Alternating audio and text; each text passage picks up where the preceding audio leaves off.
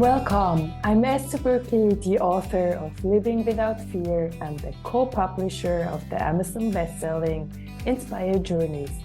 Get in touch with me if you want to start writing your book or living without fear, or order my self-help book on Amazon. And please share this podcast with a friend who you know needs to hear this episode. Subscribe to my YouTube channel, and thanks a lot for writing a review on your favorite podcast platform so that many more people will find this episode. Today, I'd like to talk about one sentence which helped me a lot in the past days. I've been sick for more than a week now. It feels like ages. This did not happen in the past 2 years. I'm so grateful for my healthy body. And if you are in an excellent shape now when you're hearing this, please say thanks to your body to give you daily the power and strength to perform at your best. So after 3 days of my return from India to Switzerland, I got sick. And I was so disappointed because the classical concerts with my orchestra where I played the violin were in a week, and I knew I needed to be in good shape to go to the intensive rehearsals to get well prepared for the concerts. But my body told me to lay down, rest, and sleep for almost the whole day and at night as well.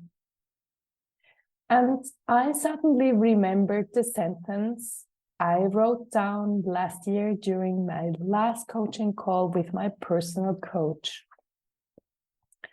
What causes suffering is your mind that doesn't accept what is. Yes, this was exactly what I needed to hear, because I could have blamed myself for being sick now at this very inconvenient moment right before the concerts.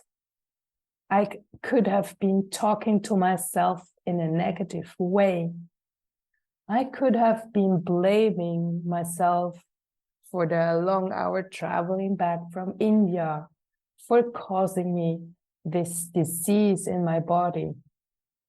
But I told my body, thanks so much for being with me. You deserve to rest.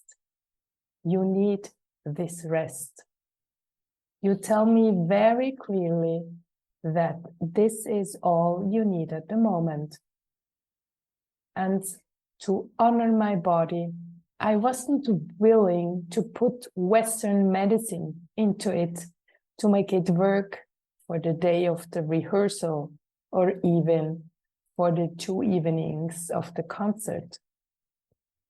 I had taken care of my body in India with the traditional medicine called Ayurveda, with a lot of oil massages and different treatments to detox. And I knew I couldn't stuff my body with Western medicine in order to suppress the fever and headache.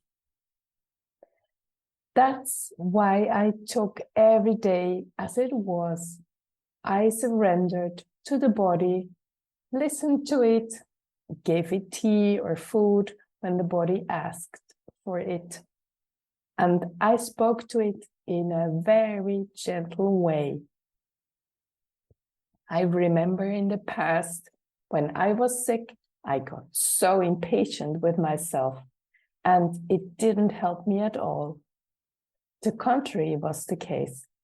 My impatience made me feel sicker. But these past days, the sentence helped me a lot. Accepting what is helped me to be loving with myself every day, every minute when I felt sorry for not being able to play the violin or not to be able to be present for my sons when they returned home from school or from work. I gave my best to my body, my best thoughts I could find for myself. And every time I started feeling impatient again, I told myself to accept the situation as it was.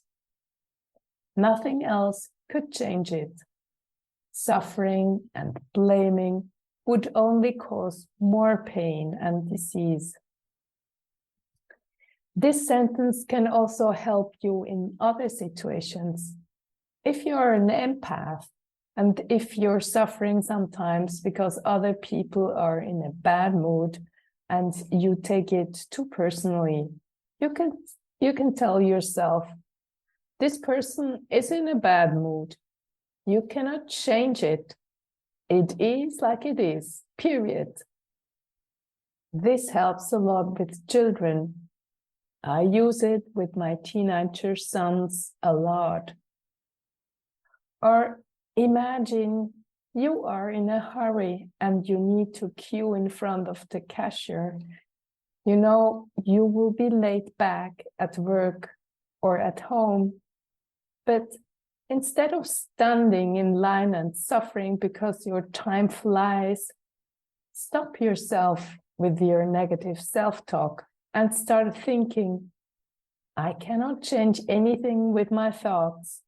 I just make myself feel miserable. But if I start accepting the situation as it is, I start creating time and space for other thoughts, positive ones.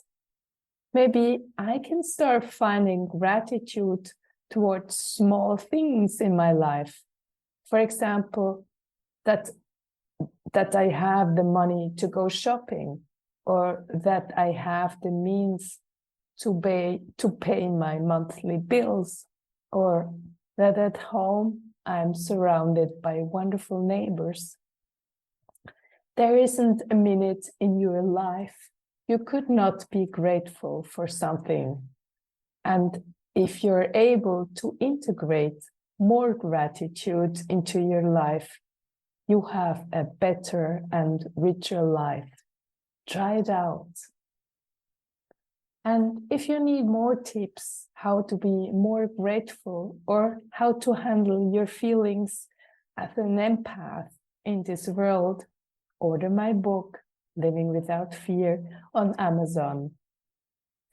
Thank you, dear listener, for being with me and spending your valuable time with me. Thank you so much for sharing this podcast with someone who needs to hear this episode. And if you feel depressed and nobody seems to like you, I tell you now, you're awesome, you're loving, and you matter. And please repeat this 10 or 100 times if you need to hear and believe these sentences. Have an amazing day and talk to you next week.